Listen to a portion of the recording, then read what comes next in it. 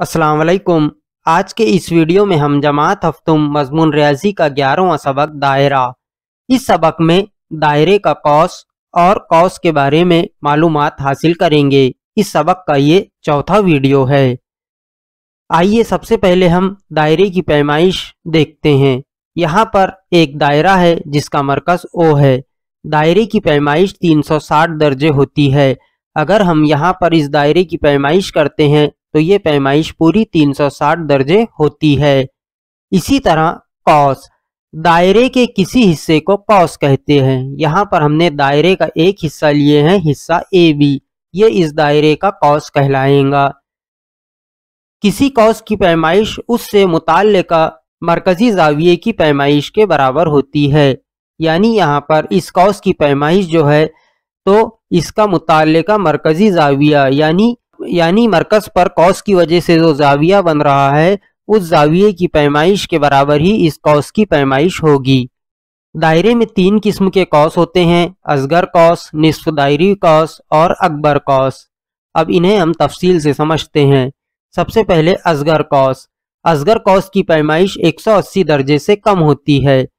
दायरे के अंदर ऐसा कौस जिसकी पैमाइश 180 दर्जे से कम हो उसे हम असगर कौस कहेंगे। जैसा यहाँ पर कौस AB है, कौस AB की पैमाइश 150 दर्जे है यानी 180 दर्जे से कम है, इसलिए इस कौस को हम असगर कौस कहेंगे। इसी तरह से निस्फ दायरवी कौस। निस्फ दायरवी कौस की पैमाइश 180 दर्जे होती है, यानी ऐसा कौस जिसकी पैमाइश पूरी 180 दर्जे हो उसे हम निस्फ दायरवी कौस कहेंगे। जैसा यहाँ पर कौस AB की पैमाइश 180 दर्जे है, इसलिए कौस AB निस्फ दायरवी कौस कहलाएगा। इसी तरह अकबर कौस। अकबर कौस की पैमाइश 180 दर्जे से ज़्यादा होती है। यहाँ पर एक कौस AB है जिसकी पैमाइश 180 दर्जे से ज़्यादा है, ये कौस अकबर कौस कहलाएगा। मरकजी जाविया। बाजू की शक्ल में दायरे का मरकज O जाविया AOB का रासी नुक्ता है। यानी यहाँ पर जो जाविया AOB बन रहा है इसका रासी नुक्ता इस दायरे का मरकज है। दायरे का मरकज जिस जाविये का रासी नुक्ता होता है उस जाविये को मरकजी जाविया कहते हैं।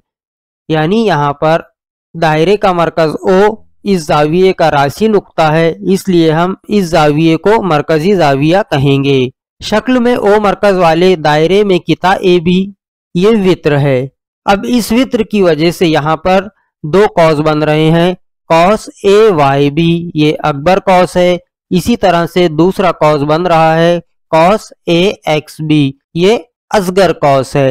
अकबर कौस यानी बड़ा कौस और असगर कौस यानी छोटा कौस। मुख्तसर इस तरह से भी हम याद रख सकते हैं। इसी तरह अब नज़ीरी कौसैन। जिन 2 कौसों के इख्तितामी नुकात मुश्तरिक होते हैं इन दोनों कौस से मिलकर दायरा मुकम्मिल हो जाता है। यानी ऐसे 2 कौस जिनके इख्तितामी नुकात मुश्तरिक हों, जैसा यहाँ पर वित्र AB की वजह से 2 कौस बन रहे हैं। कौस AYB अकबर कौस बन रहा है और दूसरा असगर कौस बन रहा है AXB। अब ये दोनों कौसैन के इख्तितामी नुकात एक ही है, मुश्तरिक है। यानी हम कौस AYB का इख्तितामी नुक्ता B या A ले सकते हैं। इसी तरह AXB इसका इख्तितामी नुक्ता भी A या B रहेगा।